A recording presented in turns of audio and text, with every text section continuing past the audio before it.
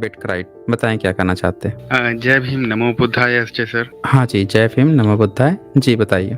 Sir मैं ये कह रहा था कि मैं इन लोगों के कई दिनों से देख रहा था तो सर इन्होंने अपना ना एक इकोसिस्टम बना रखा है सर, कि लोगों को जितना हो सके उसमें मतलब पाखंड की तरफ धकेलिए। मैंने कई बार नोटिस किया इनको कि ये बड़े बड़े धार्मिक जो गुरु होते हैं ना, उनके साथ में नजर आते हैं। इनका ये और उनको भी ठगते हैं ना। ये क्या करते हैं मैं बता दूं, बिजनेसमैन जो है, जब भी कोई उद्योगपति अगर किसी जो पाखंडी है, कोई धार्मिक है, उसके पास अगर जा रहा है तो ये बात समझ लीजिएगा कि वो धर्म से इन्फ्लुएंस होकर नहीं जा रहा है, वो अपना बिजनेस बेचने जा रहा है उन अंधभक्तों को या उनके फॉलोअर को। ये बात याद रखिएगा। तो अगर इसमें लूटता सबसे ज्यादा वही है ना। जितने भक्त थे वो जब दिन रात कृष्ण कृष्ण भगवत गीता कर रहा था, तो उसमें वो सब इन्फ्लुएंस होकर लूट लिया उनको। ये तो किया ही किया।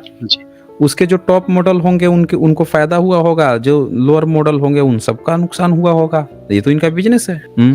और सर इन लोगों ने सर कभी भी उस तरफ कदम नहीं बढ़ाया कि मतलब लोगों को एक रैशनल बनाया जाए, इन सब चीजों से दूर किया जाए, और ज्यादा उनको उसी में धकेल रहे। भाई कोई भी ये कह के अपना सामान बेचेगा कि असलियत बता के कि ये सामान ले जाओगे तो ये सामान खराब हो जाएगा। कोई भी असलियत बता देगा तो सामान खरीदेगा कब? सामान तो तब बिकेगा ना जब मान लीजिए कि आपने कुछ कपड़े बनाए, वो कपड़े किसी के काम के नहीं हैं। वो कपड़े जो हैं सिर्फ और सिर्फ नदी में बहाए जा सकते हैं। तो आप तो उस पाखंड का खूब प्रचार करेंगे ना कि देखो एक देवी जी प्रकट हुई हैं, बोली हैं कि 1 किलो लड्डू के साथ और ये चुनरी जो है ये नदी के पास जो चढ़ाएगा उसके सारे कर्म पूरे हो जाएंगे, 7 दिन में उसको अच्छी खबर मिलेगी। आप तो इस पाखंड का तो खूब जोर शोर से प्रचार करोगे, क्योंकि अल्टीमेटली बिकेगी आपकी चुनरी और आपका 1 किलो लड्डू। तो बिजनेस यही मैं बोल रहा हूँ कि जो बिजनेस कर रहा है वो अपना धंधा जो है वो धार्मिक धर्म को एक आधार बना के पाखंड जो है ना बेच रहे हैं ना। ये दरअसल एक तो अपना उसको धंधा ही बना लिया कि तो हमारा रोजगार है भाई, और दूसरा जो है उसमें अपना सामान बेच रहा है उसका फायदा उठा के। तो इसीलिए क्या कहा जाता है, ब्राह्मण बनिया का गठजोड़ पर क्यों लोग सोशल मीडिया में हल्ला कर रहे हैं? इन दोनों के गठजोड़ पे एक सामान अवेलेबल करा रहा है और दूसरा उसको धंधा बना लिया है। तो ये सर चीज है। आपने सर वो अभी 2-3 दिन पहले की सर न्यूज़ देखी, कानपुर में जो कुछ लोग जो बौद्ध कथा कर रहे थे सर, तो सर कितना वहाँ पे गोलीबारी कर दी सर ब्राह्मणवादियों ने। हाँ, एक जो है वो आया है, एक खबर आई है कि वहाँ पे इन लोगों ने क्या किया है कि बुद्ध कथा हो रही थी तो रात के 2 बजे घुस के और वो किया है, मारा पीटी की है। वहाँ डीजे वाले को मार दिया है, वहाँ के लोगों ने उसको दर्ज किया है। लेकिन ये ब्राह्मण जो है वो खबर गलत फैला रहा है। जितने हिंदी न्यूज वाले हैं वो देखिए कैसे गलत खबर फैला रहे हैं, वो भी मैं आपको दिखा देता हूँ साथियों। मैं क्यों बोलता हूँ कि बहुजन समाज अपनी सही घटना को भी सही से नहीं रिप्रेजेंट कर पाता है, और ब्राह्मणवादी के पास मीडिया है। अब विशेषकर हिंदी क्षेत्र वाले तो इतना गलत, इतना बायस्ड न्यूज प्रचार करते हैं। देखें ये क्या जागरण वाला क्या लिखा है, उसको मैं आप लोगों को दिखाता हूँ। जागरण वाला जो है कैसे इसको अपने लेखक भी ब्राह्मण ही है। ये देखिए ये कानपुर देहात है। अब इसका लेखक कौन है, तो लेखक मैं बताता हूँ इसका कौन है। देखिए कैसे वो कहता है। ये देखिए उदयान शुक्ला है इसका लेखक, बाई उदयान शुक्ला। अब आप जरा सोचिए, आप सर्च कीजिए तो आपको न्यूज मीडिया एक भी कोई ब्रांड जो न्यूज मीडिया जो बने हुए हैं मेन स्ट्रीम की, उसमें एक भी आपके बहुजन समाज का कोई व्यक्ति नहीं मिलेगा जो अपना पक्ष लिख सके। बहुजन के खिलाफ हुई मारपीट ब्राह्मणों ने किया, केस उन पर दर्ज हुए हैं, लेकिन फिर भी वो क्या लिखा है, खबर क्या लिखा है जागरण वाले ने। शुक्ला जो है कैसे खबर लिखता है देखिए। बुद्ध कथा में जाति विशेष के खिलाफ आपत्तिजनक टिप्पणियों पर बवाल, मारपीट और हवाई फायरिंग का आरोप। अब यहाँ पे क्या कह रहा है, बुद्ध कथा में जाति विशेष के खिलाफ आपत्तिजनक टिप्पणी। जबकि घटना क्या रिकॉर्ड हुई है, घटना ये रिकॉर्ड हुई है कि जब कथा हो गई थी, सब लोग जाके अपने घरों में सो रहे थे, तो रात के 2 बजे 2 गाड़ी से आकर और वहाँ पे जो सोए हुए थे टेंट वाले, उनको मारा है, डीजे वाले उनको मारे हैं सब। ये घटना हुई है, हवाई फायरिंग की है। अब सर यहाँ पे देख मूर्तियाँ भी लीजिए तोड़ दी कि सर वहाँ पे।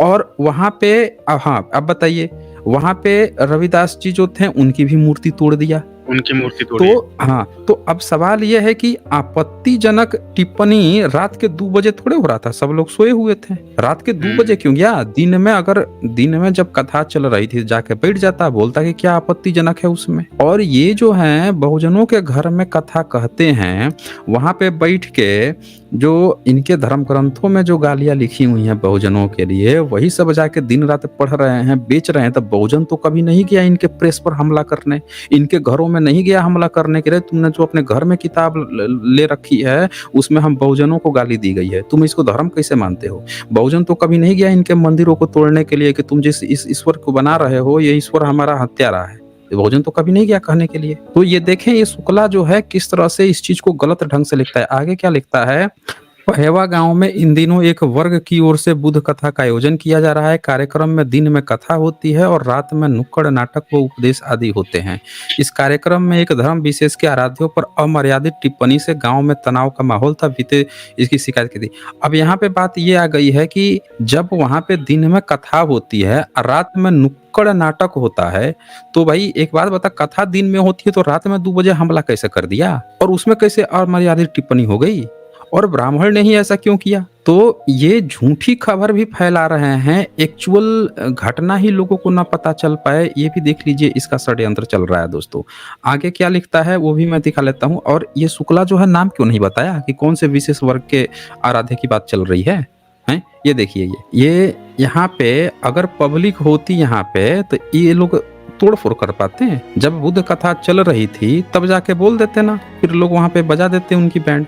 और ये देखें, मूर्ति के मुंह तोड़ दिए हैं सब। ये रविदास जी की जो मूर्ति है, मुंह ही तोड़ दिए ये। तो ये सब लोग दोस्तों देख लीजिए, मेन स्ट्रीम मीडिया में न होने के कारण गलत खबरें भी वो प्रचार कर रहा है, जबकि यहाँ पे एक्चुअल घटना वहाँ के लोगों से, बहुजन समाज के जो लोग यूट्यूब पे डाले हैं, उनमें जो लोगों ने बताया है वो ये बताया है कि रात में सब लोग सोए हुए थे, कथा हो गई थी, सब लोग घर चले गए थे, सब लोग सोए हुए थे, रात में 2 बजे पहुंच के, या जो सोए हुए थे उनको जाके मारने लगा। वो टेंट वाले ने विरोध किया तो उसको मार दिए सब। तो ये बात वहाँ पे आई हुई है। तो ये फर्जी खबर भी ये लोग फैला रहे हैं जी। ये तो सर एक तरीके से मतलब लोगों में भय दिखाना है कि ताकि कोई और कुछ ना कर पाए। इनको ये दिखाना है कि तुमको बुद्ध कथा नहीं करानी है, तुमको बुद्ध की बात नहीं करनी है। हाँ, और ये देखिए, ये बताना चाह रहे हैं कि वो ये वही दादागिरी है ना, कि वो अपने घर में बहुजनों को गाली देगा, जाति सूचक शब्द कहेगा, उसको कोई बोलने वाला नहीं।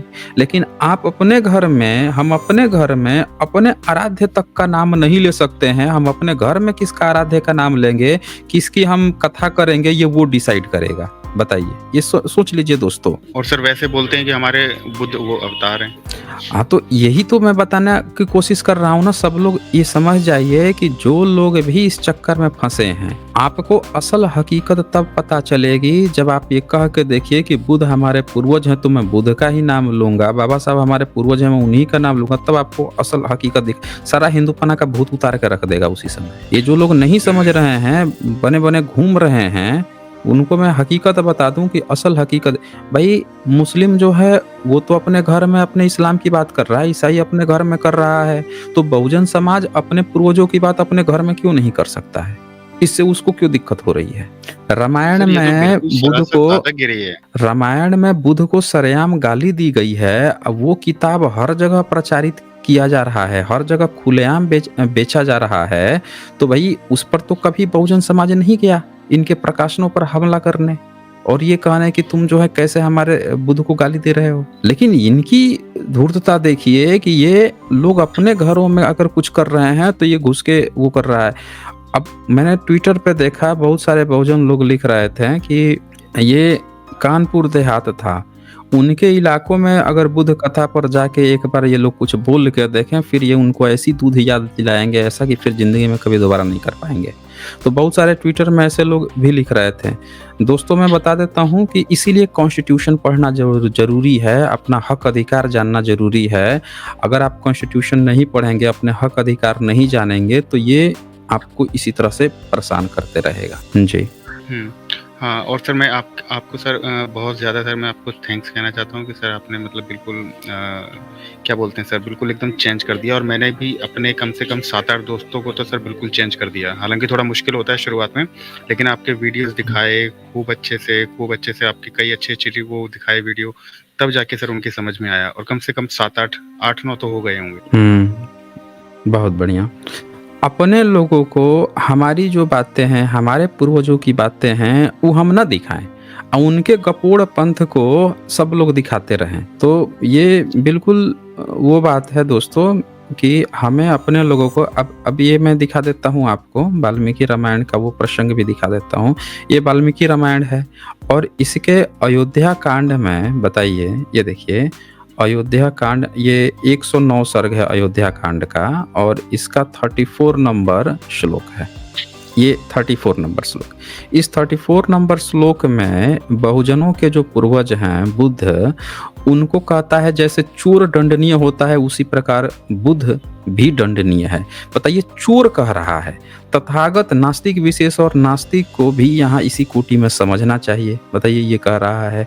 और इसीलिए प्रजा पर अनुग्रह करने के लिए राजा द्वारा जिस नास्तिक को दंड दिलाया जा सके उसे चोर के समान दंड दिलाया ही जाए। तो ये बताइए, ये अपने जिस धर्म ग्रंथ को मान रहा है उसमें बुद्ध को चोर बता रहा है, बुद्ध को मानने वालों को चोर बता रहा है और दादागिरी करने आ रहा है। गाली दे के खुद वो रखा है। क्या बहुजन समाज ने कभी कहा कि तुम्हारी जो जितने प्रकाशन है, ये जो बेच रहे हैं, ये बंद होनी चाहिए? हैं? कभी मारा पीटी करने गए? नहीं। बहुजन समाज कभी कहता है कि तुमने जो किया सो किया, तुम करो। लेकिन बहुजन समाज अपना हक सम्मान की बात कर रहा है कि हमारा समाज जो है, हम कैसे जिएंगे, हमारे कौन पूर्वज थे, उनकी बात कर रहा है, तो उसको दिक्कत हो रही है। ये सभी लोग समझ जाइए दोस्तों कि आपके जागृति का दुश्मन कौन है, आपके इतिहास जानने का, आपके पूर्वज कौन थे, उसका कौन दुश्मन है। तो ये बात समझना जरूरी है। ओके अम्बेडकर जी, छोटी सी और बात कहनी थी कि सर अभी हम देख बोलिए। रहे हैं ना कि जो ये बड़े-बड़े जितने भी सर ये कथावाचक है, इनके ऊपर सर पॉलिटिकल हाथ है। आप महाराष्ट्र में देख ही रहे हैं, डिप्टी सीएम तक जा रहे हैं। और जो तो ये अपने जी। हाँ, बोलिए। हाँ, और जो सर अपने समाज के जो हैं कुछ नेता हैं, जैसे केवल एक मुझे अभी दिखाई देते हैं, स्वयं प्रसाद मौर्य। उनके अलावा कोई और जो नेता है वो खुल के नहीं बोल पाते हैं। अगर वो खुल के बोलें तो इन लोगों की इतनी हिम्मत ना हो कि ये इतनी बड़ी दादागिरी कर जाएँ। जी। बिल्कुल सही कहा है आपने कि जब समाज किसी को चूज करता है, किसी को चुनता है और वही ताला मार ले, वही नहीं बोले, तो बाकी पब्लिक कैसे बोलेगी?